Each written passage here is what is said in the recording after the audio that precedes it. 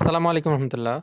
অনেকেই আমাদের কাঁচা ঘাস সম্পর্কে জানতে চান। আমরা আসলে ২ ধরনের ঘাস চাষ করি নিজেরা। সেটা হচ্ছে মূলত নেপিয়ার ঘাস এবং পাকচং ঘাস সেটা আমরা চাষ করি। এখানে যেগুলো দেখতে পাচ্ছেন সেগুলো হচ্ছে পাকচং ঘাস। এই ঘাসগুলো হচ্ছে আমাদের সবচেয়ে দূরের ঘাস। প্রায় ১ কিলোমিটার দূরে যাওয়া লাগে আমাদের খামার থেকে। তারপর রিক্সা বা ভ্যানে করে আনা লাগে।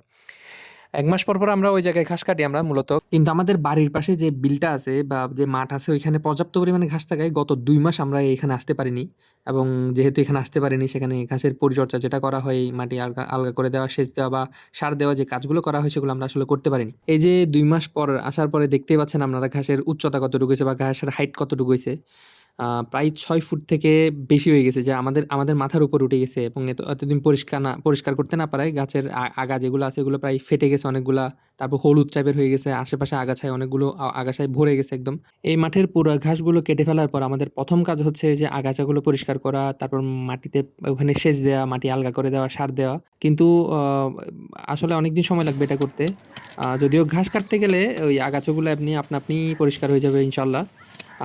আর আগামী যতদিন এখানে ঘাস আছে ততদিন এখান থেকে ঘাস কাটবো ইনশাআল্লাহ। আলহামদুলিল্লাহ আমাদের ঘাস নিয়ে এখন আর চিন্তা করা লাগে না। গত বছরও যদিও কাঁচা ঘাস নিয়ে আমরা একটু ঝামেলায় পড়ে গেছিলাম।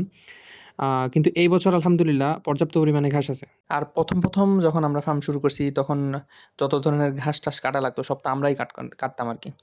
আ মাঝখানে অনেকদিন কাটা হয় নাই। পরে আমাদের এখন ফার্মের একজন আছে, ও ঘাস-টাস কাটে, দেখে সবসময়। পরে আমরাও সাথে সবসময় কাটি। এই লম্বা ঘাসগুলো দেখে আসলে আমিও নেমে গেলাম কিছুক্ষণ ঘাস কাটার জন্য। অনেক ভাইদের দেখি যারা বলে হচ্ছে গরুর ফার্ম করে আসলে লাভ করতে না পেরে লোকসান করে ফার্ম পরে বন্ধ করে দিছে। কিন্তু আমার মতে যদি নিজের কাজ মানে ফার্মের যত ধরনের কাজ সবগুলো নিজে করেন, তাহলে হয়তো লস হইতে পারে, কম লাভ হইতে পারে, ইনকাম কম হইতে পারে। কিন্তু কখনো ফার্ম বন্ধ করে দেওয়া, খামার বন্ধ করে দেওয়ার মতো সময় আসবে না ইনশাআল্লাহ। গত বছর আমরা নেপিয়ার ঘাস চাষ করছিলাম, কিন্তু আমাদের কেন জানি কি হয়েছিল, পর্যাপ্ত সার না থাকার অভাবে নাকি হচ্ছে মাটির সমস্যা থাকার কারণে ওই ২টা জমিতেই হচ্ছে আমরা একেবারেই ঘাস পাইনি।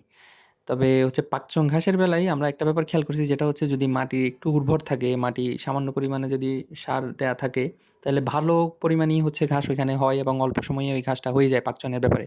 আর এই যে ঘাসগুলো দেখছেন সেগুলো আমরা মাঠে থাকতে অর্ধেক করে কেটে নিয়েছি, যেহেতু লম্বা ঘাস মাটিতে লেগে থাকে, রিক্সা বা ভ্যানে করে আনার সময় লেগে যায়, সেজন্য আমরা মাঠেই অর্ধেক কেটে নিয়েছি। আজকে এতটুকু।